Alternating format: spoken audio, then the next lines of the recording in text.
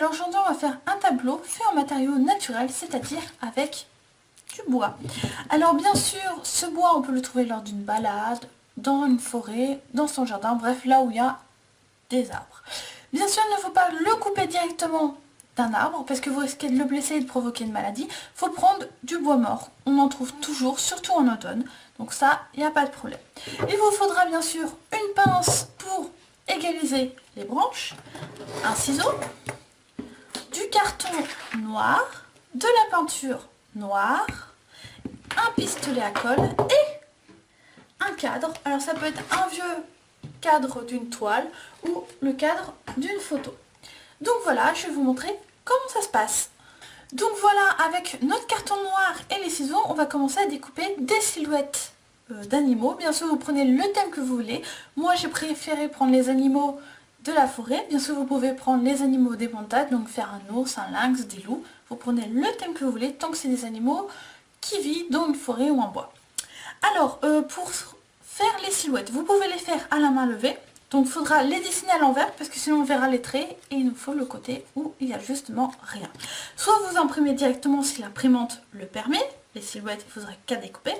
Soit, si vous pouvez faire ni l'un ni l'autre, vous imprimez les silhouettes directement sur une feuille blanche, vous les découpez, vous les mettez, vous refaites les contours et vous redécoupez. C'est le schéma le plus long à faire, mais au moins ça vous évitera, si vous n'êtes pas devant le dessin, de faire des silhouettes qui ne vous conviennent pas.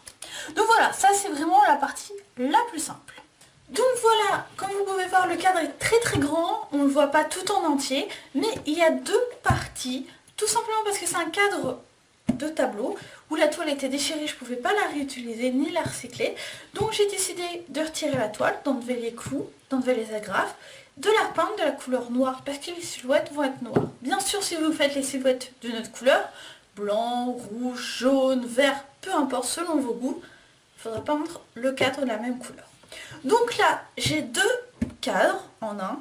Donc mon bois, je vais le coller derrière et je vais le coller d'une telle façon qu'il traverse les deux cadres et j'aurai deux tableaux en un.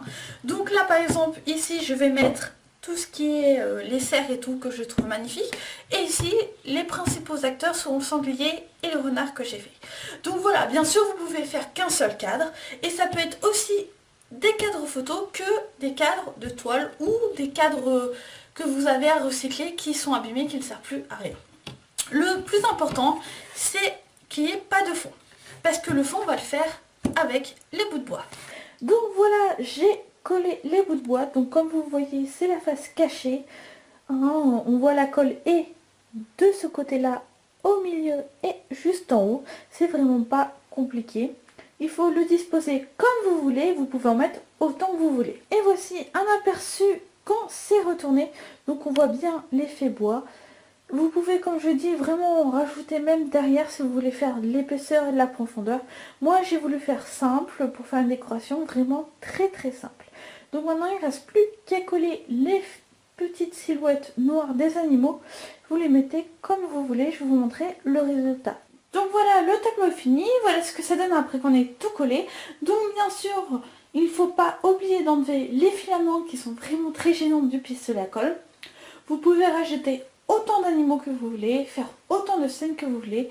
Vous pouvez aussi, si vous le souhaitez, vernir l'encadrement, voire le carton et le bois. Mais personnellement, moi je préfère ça laisser naturellement pour laisser un côté mat, un côté naturel. Donc voilà, j'espère que ce petit tuto vous a plu. N'oubliez pas de laisser un like, un commentaire ou de vous abonner. Je vous dis donc à bientôt. Bye!